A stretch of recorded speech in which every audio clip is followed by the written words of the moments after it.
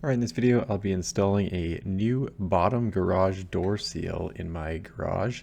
It is a Climalock. It comes with 20 screws, it comes with 4 4-foot brackets, and it comes with the actual rubber that's going to go on the bottom of the garage door, the seal if you will. You can see I've got some issues here with my garage door. There have been rodents that have been invading the neighborhood.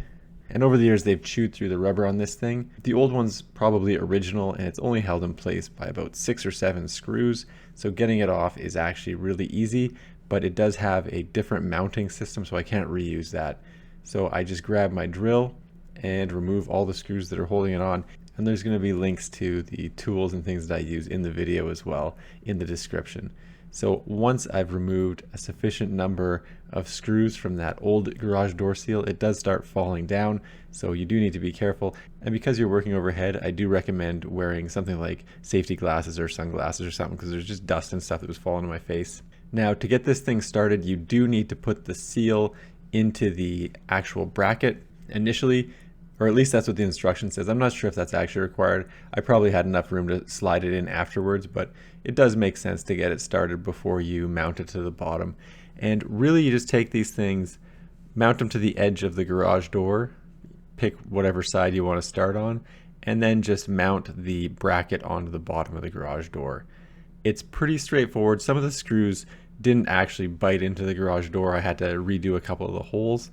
And definitely you do want to pre-drill them. The first one I tried to do without drilling it, and it was a bit of a pain.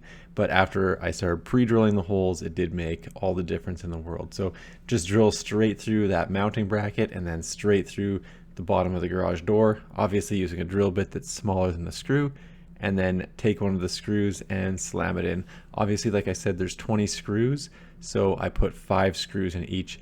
And in fact, I did have a few screws laying around the house, and I added a few screws. So I probably have about 6 screws, maybe up to 7 screws per bracket. And like I said, once you have them pre-drilled, it's actually pretty easy to get them in. But every once in a while, I did have a few that would strip out the garage door, and I would have to just re-drill those ones. Wasn't really a big deal, but they do mount up pretty solidly. And then you just keep pulling the actual rubber seal. Eventually, I do think you need 2 people to do this job, one sort of pushing at the far end and one pulling at the other end, just so it doesn't bunch up or fall out of the little track that it kind of runs in. The rubber has a sort of a T, and the metal track has I guess a reverse T that the rubber just sort of slides along in. But once you get to about the 8-foot mark, it then becomes difficult just to pull it from one end. For the next piece, I just line it up.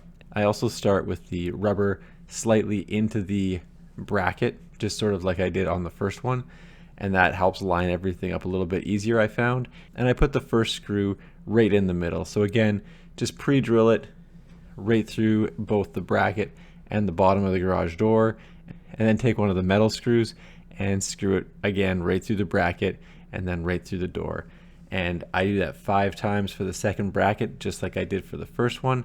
You can see that my garage door is bent. It's actually bent in 2 spots. I don't really know what happened. It was like that when I bought the house, but that did not make it easier. If you have a nice straight garage door, it would be a lot easier to do this.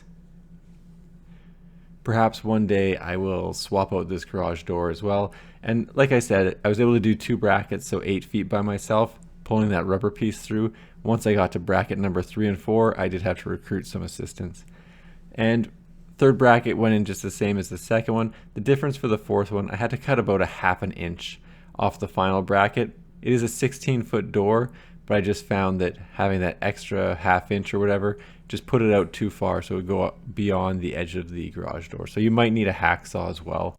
And then other than that, the last bracket goes on the same. So I started the rubber onto the bracket, then I screwed the bracket onto the door after pre-drilling it, and then like I said, just put in about 5 screws per bracket, and that was about it. Overall, it in theory looks pretty easy to do. It is a bit of a pain doing overhead screwing to get all those screws into it, but again, it's not hard. It just takes a little bit of time as well. Pulling that rubber through does require 2 people eventually, and the rubber is longer than 16 feet, so you are going to have to trim it if you have a double door. They also sell 8-foot packages, but you can just cut it with scissors. and they recommend having about a 1/2 inch overhang on either side. Obviously, you just got to make sure that when the door lowers, it doesn't hit the metal on the side that supports your tracks. And you can see that I've got it pulled over about 1/2 inch or so on that side as well. Anyway, more work to do on this garage door. Thanks for checking out my video. Don't forget to like and subscribe.